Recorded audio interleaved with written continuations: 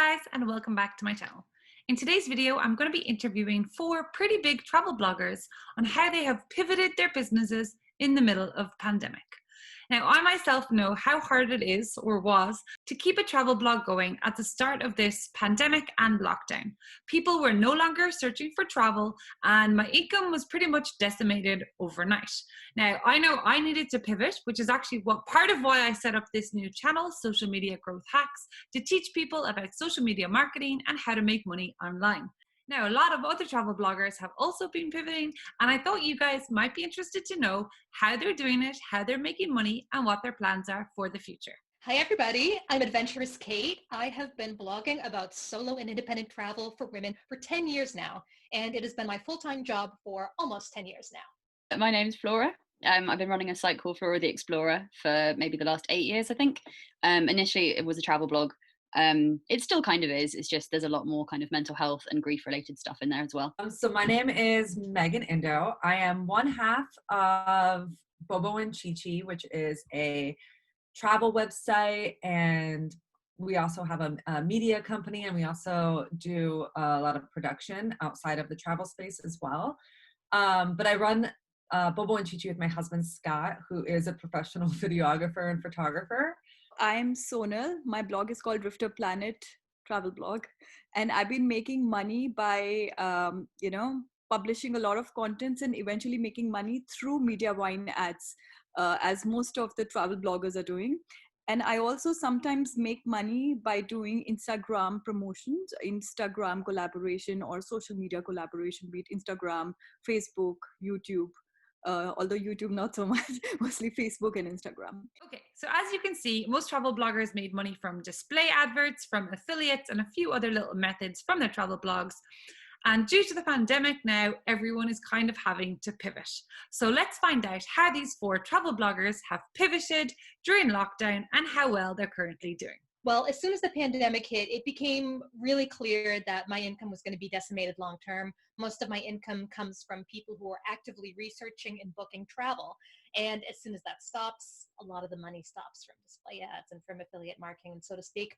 But, it's been 10 years of blogging. I've built a really nice audience over that time. And I tend to be one of the more personality-driven travel bloggers rather than being information-driven, although I do a little bit of both. So because of that, right off the bat, I decided to offer one-on-ones with Adventurous Kate, calls with my readers. They could be personal. We could talk about whatever you wanted. If you want to talk about travel, yes, I'll help you. If you want to talk about books, I write a lot about books. Yeah, let's do it. Blogging, I'll do like very mild, low-level consulting for that. Or, even if you just want to complain to me about your coworkers or something, I will just be like, hell yeah, that person sucks. So did that, 45 minutes, $75 a call, and it's made me a few $1,000s so far. But of course, novelty is a thing, and that has kind of worn off a little bit, so I only get those occasionally now. I also do blog consulting, which is much more professional, and that I help people just build a better blog. I point out a lot of the blind spots that they have in their existing blog, or I help them get set up. I recommend them services they should be using, and just it gets them to a much better place. On top of that, I started doing virtual events. I called it Traveler's Night In, and those I would just charge a $5 donation. About 1/3 of people would pay more than that. And now I'm doing a book club, which is kind of in the same wheelhouse. I also charge a $5 suggested donation for that. I write a lot about books, so now we are focusing on books by women of color that take place around the world, and we do that once a month. The very big income stream that I am enjoying the most and that is bringing in regular money is Patreon. I adore Patreon. I'm using it because I've already connected with my readers a lot personally. This gives them a chance to support me on a monthly basis from $6 per month, and they get a lot of personal long-form essays. We get a private Facebook group. They get to go to the book club for free, and it's just a really nice community where I get to create lots of extra content for them, and they get to feel like they are being part of that and supporting me keeping going every month. I mean, I feel bad saying it. Lockdown has been the most productive time period I've ever had because I have a lot of FOMO, but I also have a lot of anxiety. So I've always been battling I should be doing more stuff outside. I haven't left my house for 3 days. Like I should be doing more stuff. And of course now there's been no option. It's just like, well, get your head down. And also in terms of anxiety, like I could have been a lot more upset about what was happening, but I've had a really solid project to be working on. It was initially, I wrote a blog post that I get insane traffic from, just a lot of people contacting me about it. So I just thought I'll turn that into a book, and then it kind of snowballed into something a lot more kind of, it feels a lot more meaningful than I initially had set out for it to be. It's called The Adult Orphan Club, and it's essentially about dealing with loss and grief. Ostensibly it's about losing both your parents, because that's the perspective I'm coming at it from, and that's because I know a lot of people who get in touch with me are messaging me because they've been through that same grief.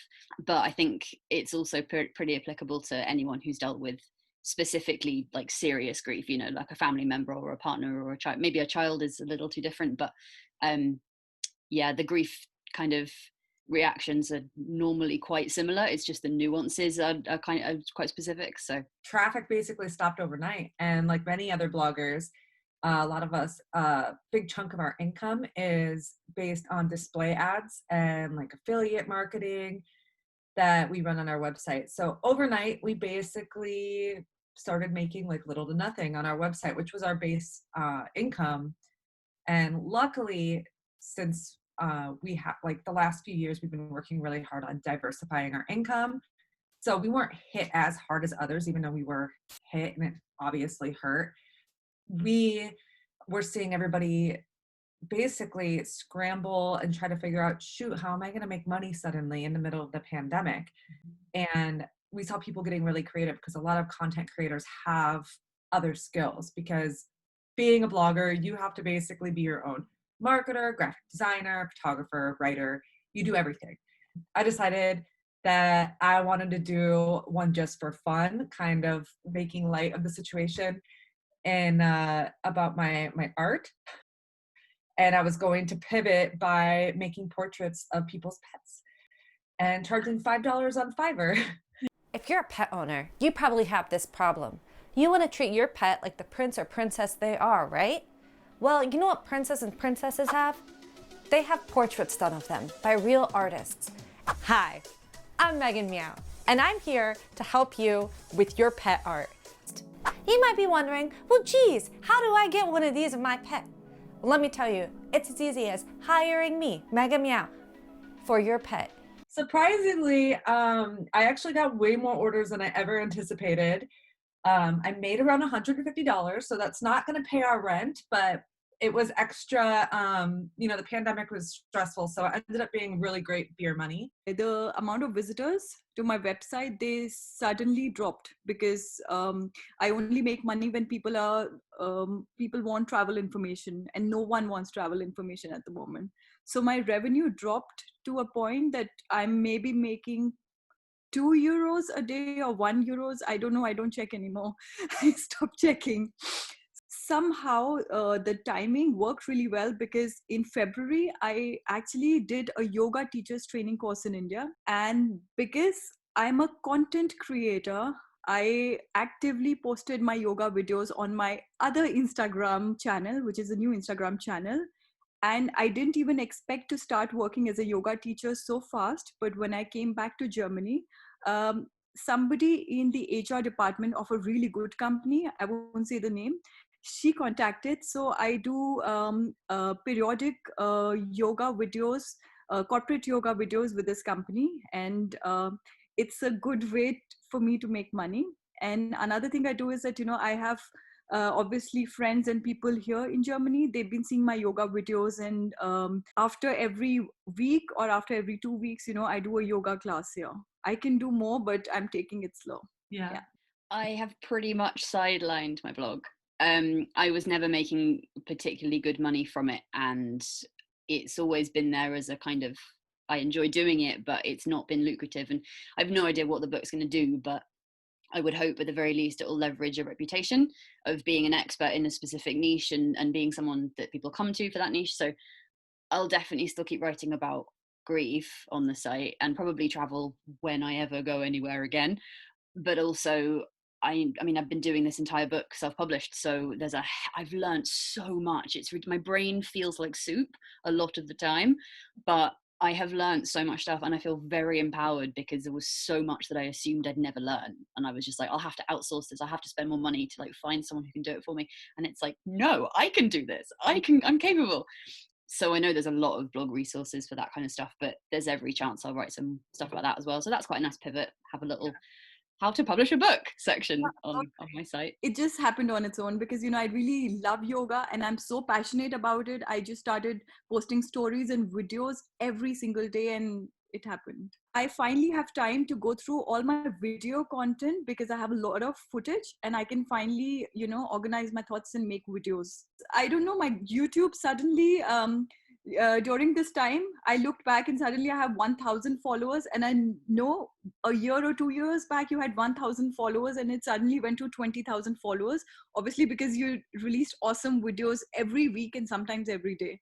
So I thought that, you know, if Janet can do this, maybe I can also do some of it. So now I finally have time to look at my video content. Do you have any advice, Flora, for other people that are thinking about doing some sort of a pivot at the moment? I know a lot of bloggers are really struggling right now and they are thinking about pivoting. Do you have any advice, any tips? I think what's quite interesting is I think bloggers specifically are very good at multitasking and having like diverse things going on. And I know a lot of, obviously, because, you know, we work in travel, there's such an inclination to still try and find something you can do to do with travel. But I think there's a lot of other stuff you can do. It doesn't have to be, it doesn't even need to like offshoot from travel. It can just be about what it's like when you're not traveling and all the stuff on that end. Like I got really obsessed with plants the last few months. I've been growing veg, trying to grow veg. It hasn't succeeded yet.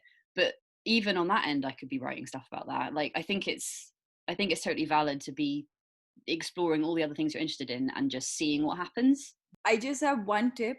The tip is to take it to relax and do something that you really love doing and to maybe post about it. You know, if you cook really well, if you like to bake, just post about it and somehow you can maybe start another channel, another website, and it's going to work well if you really love doing it. Honestly, Janet, so much in life is about starting before you're ready. I barely knew what I was doing, but I just did that. When I did the first Traveler's Night In, I was just like, you know what, let's do one for the Tuesday night, and just went to Eventbrite, threw it up, and there it was. I just had faith that enough people would sign up. I said to myself, I conservatively estimated that I would get around 100 signups, which would earn me around $500 a month after Patreon's fees. And now I'm well past double the 500 a month. But I do understand that a lot of people don't start Patreons because they have the fear, you know, it's going to get inside you. You're going to be like, what if nobody signs up? You know, if you want, you can keep private the number of people who sign up and the amount of money that you make. So that does give you an option. Don't overthink it. Just start it and just do it. I mean, because if you get hung up on the details, you're going to be obsessing over it. Start before you're ready. Do not obsess over it, because the more you obsess over it, the more you'll be talking yourself out of actually doing it. Just go for it. I mean, maybe it won't work. Maybe it'll only work for a month or two, but at least you'll have a lot of money that you didn't have previously. I hope you guys enjoyed this video about travel bloggers and their pivots during a pandemic. If you did, don't forget to subscribe to my channel and think about leaving a comment below. Thanks for watching, and let's grow our social media together.